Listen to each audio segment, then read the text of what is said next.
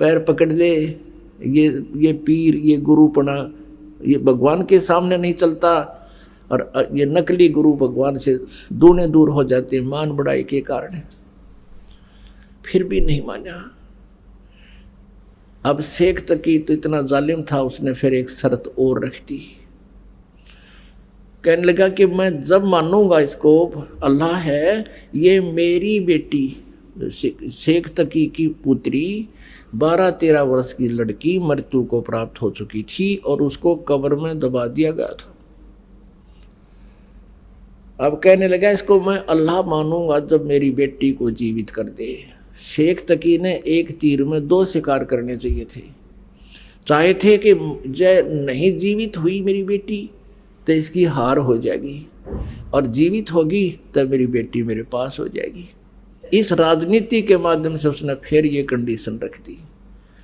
परमात्मा ने कहा कि भाई कह दे सिकंदर लोधी शेख तकी को, पर तीसरे दिन इस लड़की को जीवित कर दूंगा। इससे पहले आसपास के अक्षेत्र में सब जगह डंडोरा पीट दो, मुनादी करवा दो, ऐसे नहीं बात बनेगी। कल ने फिर नाट जाएगा, यो हजारों लाखों आदमी हो, कई हजार की संख्या में, और उनको भी विश्वास हो भगवान का। अब सिकंदर लोधी ने भेज दिया आसपास सब सर्वेंट नौकर, गांव गांव में जाकर डंडोरा पीट दिया कि ऐसे ऐसे एक महात्मा आए हैं, शेख तकी की लड़की कब्र में दबा रखी है, उसको जीवित करके दिखाएंगे। इस खबर को सुनकर कई हजार, 20, 30, 50 हजार की संख्या में वह इंसान इकट्ठे हो गए, आदमी औरत सब आ गई, कब्र फड़वा दी। अब परमात्मा ने कहा कि शेख तकी तू अब अपने जंतर मंतर करके देख ले, कदे बाद में नंबर बनावे, कर ले तू जीवित अपनी बेटी को। सभी उपस्थित जनों ने कहा कि प्रभु इसके पास अगर कोई सिद्धि शक्ति होती तो अपनी बेटी को कौन मरने देता है, कौन कब्र में दबा के जाता है, आप ही करो, इसके बस का नहीं है। तब परमात्मा ने कहा कि हे शेख तकी की बेटी जीवित हो जा। कुछ देर इंतजार किया, नहीं हुई। फिर कहा कि हे शेख तकी की बेटी जीवित हो जा, वह नहीं जीवित हुई।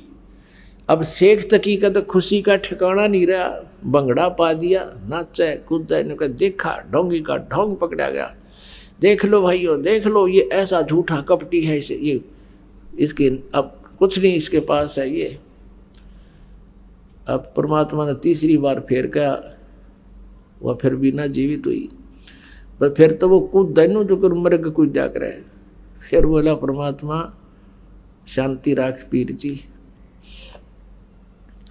अब देखो पुण्यात्मा, उस दुष्ट इंसान को अपनी बेटी जीवित ना होने का गम नहीं, कबीर जी के हार जाने की खुशी बना रहे।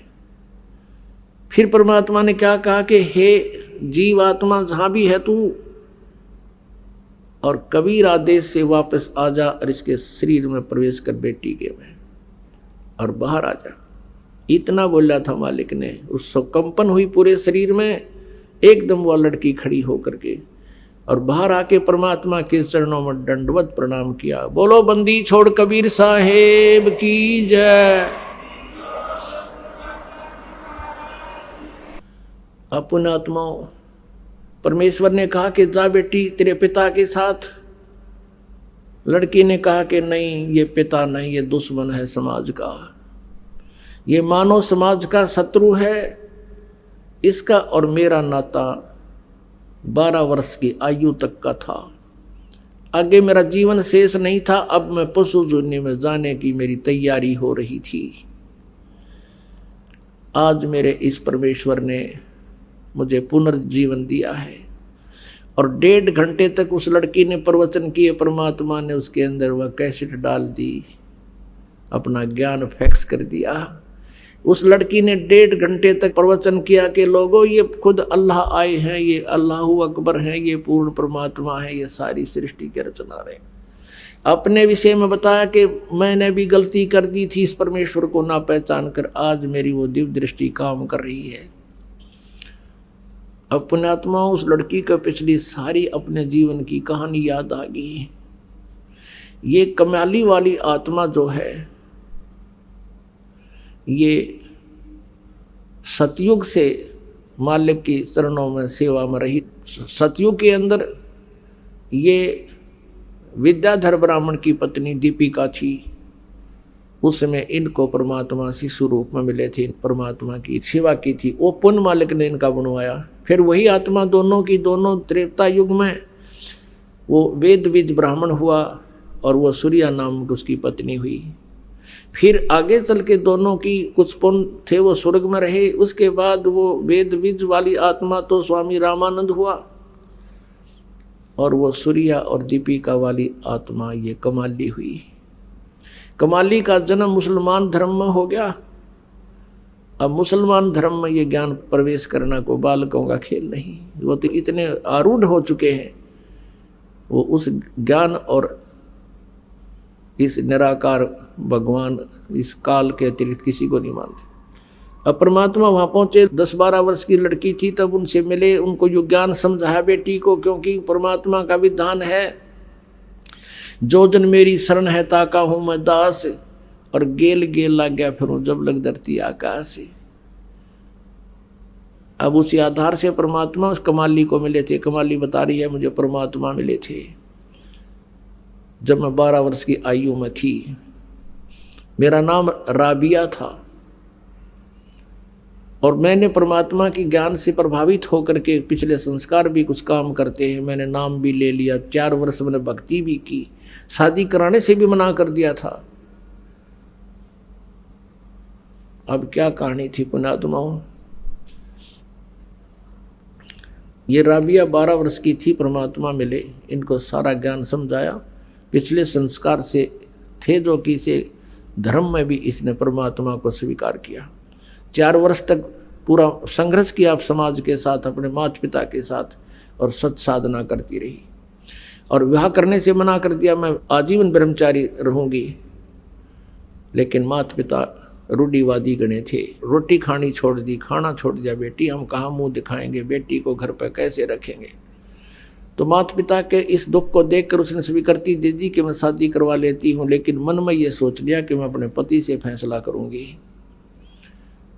विवाह होता है तो मुसलमान धर्म में एक ऐसी प्रक्रिया होती है, उसमें निकाह कबूल करना होता है। सामने दोनों बच्चों को बिठाकर पूछा जाता है, बेटी क्या तू इसे विवाह करना कबूल करती है? वो स्वीकृति दे देती है तो विवाह होता है, नहीं तो नहीं होता है। तो वहाँ उसने स्वीकृति दे दी, ब्याह हो गया। एक बहुत बड़े नेक आत्मा, बड़े अफसर साहब के उसका जो है ना ब्याह हुआ, नाता जुड़ा। अब उस अपने पति को जा करके उस लड़की ने कह दिया, जी मैं आपसे 2 बात करना चाहती हूँ। उसने कहा बोलो। उसने सारी कहानी बता दी कि मैं शादी नहीं करवाऊंगी, मैं संतान उत्पत्ति नहीं करूंगी, मैं शादी नहीं करवाना चाहती थी। मेरे माता पिता जी समाज को बहुत देख रहे थे, लोक लाज में ज़्यादा दुखी हो गए थे। तो उसने कहा कि आपने फिर निकाह कबूल क्यों किया था? संतान उत्पत्ति नहीं करेगी, मुझसे मिलन नहीं करेगी, तो तुमने निकाह कबूल क्यों किया था? कि मेरी मजबूरी थी, मेरे पिताजी लोक लाज के कारण घने दुखी हो गए थे। अब आप देख लो, यदि आप जी ने मेरी शर्त स्वीकार नहीं की तो मैं आत्महत्या कर लूँगी। मैं आपको टच नहीं कर सकती, मैं गृहस्थी नहीं कर सकती। अब वो घना दयालु आदमी था, नेक व्यक्ति था। उसने सोचा भाई मैं क्यों पाप का भागी बनूं, ऐसी देवी है, भगवान से डरने वाला था। उसने कहा देख राबिया बात सुन, ठीक है मैं तो और शादी करवा लूँगा, क्योंकि मुसलमानों में अनेक विवाह हो सकते हैं, लेकिन एक बात ध्यान में रखना, जैसे आपके माता पिता की लाज थी ऐसे मेरे माता पिता की भी लाज है। आपको मैं अलग से दे दूंगा कमरा, और तू भक्ति जैसा भी करती रहना। संसार की दृष्टि में रहेगी मेरी पत्नी, लेकिन मेरी दृष्टि में तो मेरी बहन तुल्य होगी, तुझे कोई दुख नहीं होने दूंगा। लेकिन घर से बाहर नहीं जाने दूंगा, तुझे पर्दे से बाहर नहीं रहने दूंगा। राबिया ने सुख का सांस लिया, हे अल्लाह बड़ी सुनी आपने मेरी। अब उस लड़की ने वहां देखा समाज में, क्योंकि 1, 2, 20, 1000, लाख सभी एक जैसी क्रियाएं कर रहे हैं भक्ति की, परमात्मा वाली भक्ति को छोड़ दिया और वो लोक वेद वाली शुरू कर दी। अपनात्मा सत्संग के अभाव से अभी तक ये बिजली गिरती रही। अगर उस लड़की को रह रह कर सत्संग मिलता रहा होता, अपरमात्मा उन जो त्रुटियां समाज में होती हैं उनको अब पहले करके दिखा दी कि ये ऐसी बिजली गिरती है, इसलिए सत्संग की आवश्यकता रह रह कर पड़ेगी आपको।